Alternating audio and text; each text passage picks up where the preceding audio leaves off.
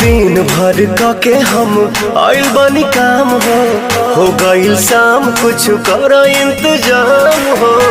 सुना तारू हो बोली ना जी। हाँ। दिन भर के हम आइल बनी काम हो गईल शाम कुछ कर इंतजाम हो। दही में दम रही तबे लड़ी गाड़ी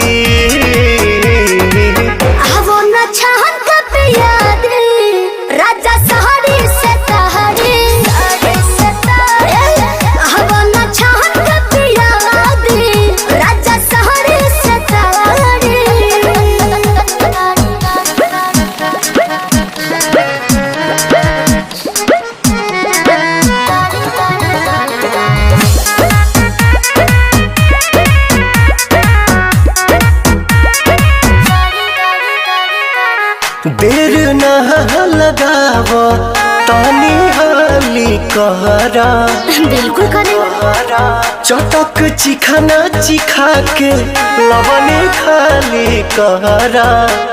ए राजा जी वही ठमड़िया चटहिया बिछा दी हो तपसे लबा तबे लबा हो डोलाबी मूड बनो के तनी बने दया नाड़ी।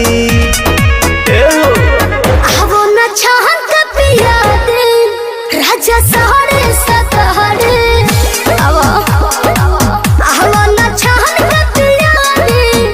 राजा सहरे सतहरे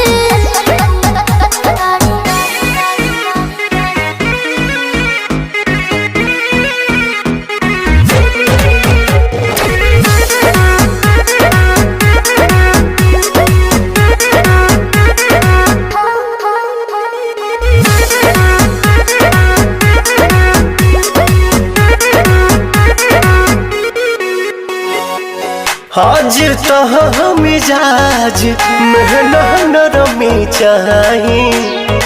ए जी गरमी के दिन में गरमी चाही। ए राजा जी एतना ना फायदा करेला दहे दूध हो चार छक मार के दिमाग बड़ा सूद हो।